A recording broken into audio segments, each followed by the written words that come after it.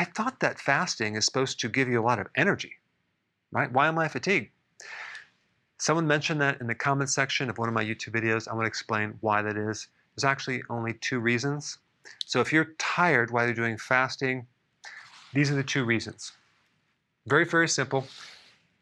Fasting and doing keto is supposed to take you from burning sugar, stored sugar, it's called glycogen, over here to fat burning, where you're burning fatty acids and you're burning ketones, okay? So that's the goal here. Most people have a lot more of this to burn, and when you fully are adapted to ketosis, you're supposed to feel good, have tons of energy, but if you don't, it could be you're not at a full fat burning capacity, okay? Realize the conversion from here to here takes between 3 to 7 days. So if it's the second day and you're wondering why I don't have energy, well, that's just because you haven't converted over yet.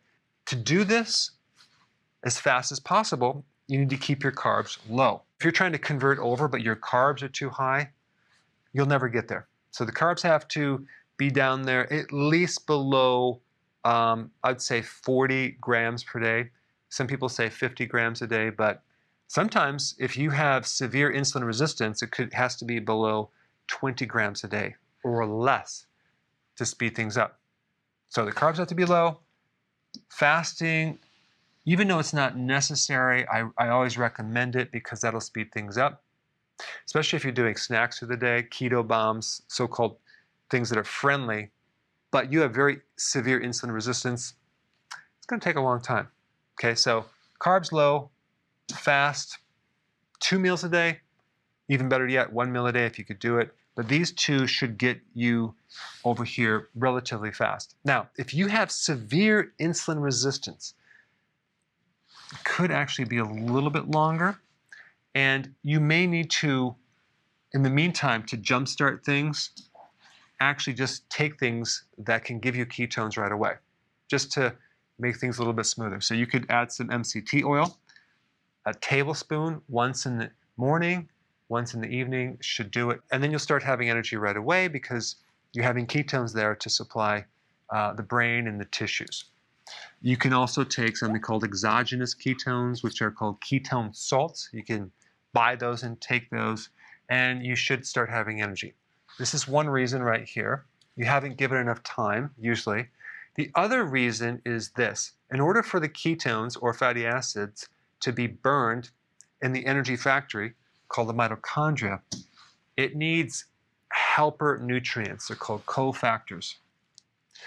And that would include vitamin B5, B6, B1, potassium, sodium, and I forgot one, magnesium, okay? So you need a combination of the B vitamins and you need minerals, those 2 right here. And if you're deficient in these, going into this keto program, you may find you have what's called keto fatigue. But it's very simple. Nutritional yeast, a good mineral blend will give you energy almost within hours.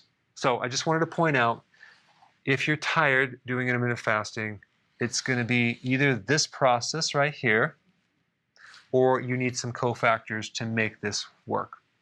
All right, thanks for watching. Hey, we're back. With another amazing recipe. No grains, no sugar, totally keto. There's no suffering in keto. Absolutely not, Karen. And it's an immune system builder. Absolutely, you have to check this out. I think you should hurry up, watch the recipe, and make it yourself. It's just so easy to be keto. But is it simple? It's super simple. We hope you enjoy making it as much as we are enjoying eating it.